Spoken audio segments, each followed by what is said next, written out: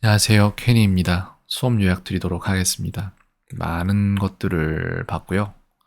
그리고 거기에서 쭉 보면서 뭐가 어떻게 틀리는구나, 왜 틀리지? 그러면은 가르쳐주고 설명을 요구를 하는 거죠. 이게 왜 이렇게 작동하는지 설명하세요. 이런 식으로 했을 때 설명이 잘 안 되는 부분이 있고, 이게 세 가지로 나뉘어요. 그래서 첫 번째 모른다의 영역이 있어요. 그래서 가르쳐 준다 하면 끄덕거린다. 그래서 아는 것처럼 그렇게 해요. 근데 저는 거기서 안 멈추거든요. 설명해 주세요라고 하면은 그러면은 설명을 하는데 설명을 하면 시키면은 자기가 모른다고 얘기를 해요. 근데 방금 전에 안다고 얘기 끄덕거렸잖아.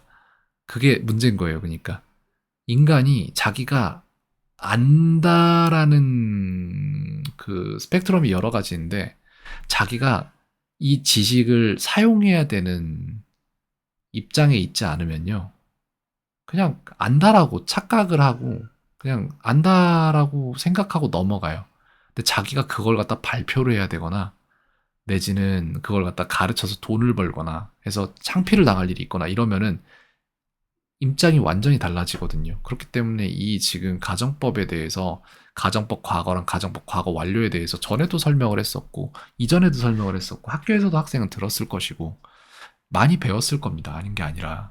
하지만 이거를 딱 시험에서 문제 조금 풀고 잊어먹을 정도로만 아는 거예요.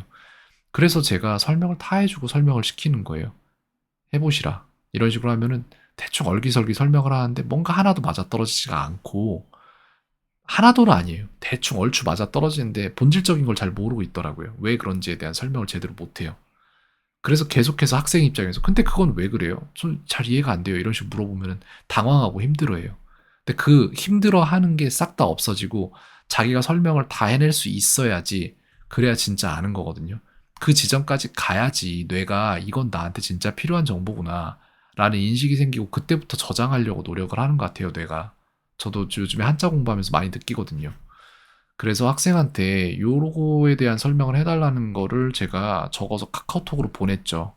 근데 학생이 설명을 하는 걸 들어보면은 뭔가를 정확히 설명을 해내는 게 아니라 그거 있잖아. 그거 거기에 있으니까 저기 가서 그거 가져와. 이런 식이에요. 뭔가 액상이 되게 많아요. 그 듣는 사람이 편하게 듣지 못하고 말하는 사람이 편하게 하면 듣는 사람이 좀 알아들어야 되는 그런 게 많거든요. 근데 그게 아니라 거기 가서 그거 가져와가 아니라 선행사 뒤에 관계대명사 위치나 대시나 후가 들어오는 건데 사람에 대한 선행사가 들어갔을 때는 뭐 이런 식으로 용어가 사용이 돼야 돼요. 그리고 그 용어들이 문법 전반에 걸쳐서 계속해서 반복되는 것들인데 학생은 그걸 능수능란하게 다루지 못한다는 거잖아요. 즉 기억할 만한 구조가 굉장히 약하다는 겁니다. 그래서 학생은 자기가 말을 하면서 말을 고쳐가면서 하는 게 아니라 실제로 문자로만 싹 다 써냈을 때 상대방의 머릿속에도 같은 그림이 그려지는 그런 문법 정보의 전달을 해볼 줄 알아야 된다고 저는 판단을 했고, 그렇기 때문에 텍스트로 이거 정리해서 저한테 보내라고 해봤습니다. 그러면 아마 본인이 공부라도 해야 될 겁니다. 제가 사실 설명은 다 했거든요. 몇 번이고 했어요. 근데 학생이라는 이유로 배울 수 없습니다. 저는 선생이란 이유로 배울 수 있는 거고요. 그렇게 생각을 합니다. 선생이 연단에 올라가서 가르치기 위한 시간, 이제 내가 모르는 것을 배워서 가르치기 위한 시간, 한 시간을 부여받으면 이 선생은 인터넷 들어가서 다 검색하고 그걸 능수능란하게 해낼 수 있을 정도로 만들 수 있을 거예요. 근데 학생은 그 연단의 밑에서 이제 배우는 학생은 그 앞에서 6시간 이내, 60시간 이내 배워도 설명할 수 있는 자질을 갖지를 못할 겁니다. 그 차이가 너무 커요. 본인이 정확히 설명해낼 수 있도록 만드는 게 느려 보이지만 가장 빠른 길이라고 생각하고 있습니다. 그래서 그런 숙제를 내봤습니다.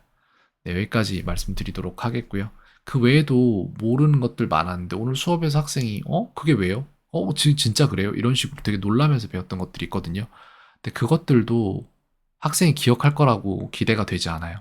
제가 그걸 설명해 내라고 했을 때 학생이 설명을 해내고 제가 그걸 자꾸 물어봤을 때 더 강해질 수 있겠지만 기억력 구조가 그게 아닌 그냥 학생의 입장에서 저 멀리에서 가만히 앉아서 듣고만 있는 상태에서는 그 무엇도 되지 않을 거라고 저는 생각이 되고 있어요. 네. 그래서 이제 숙제 냈고 그 숙제 한번 어떻게 돌아가나 보도록 하겠습니다. 여기까지 말씀드리도록 하겠습니다.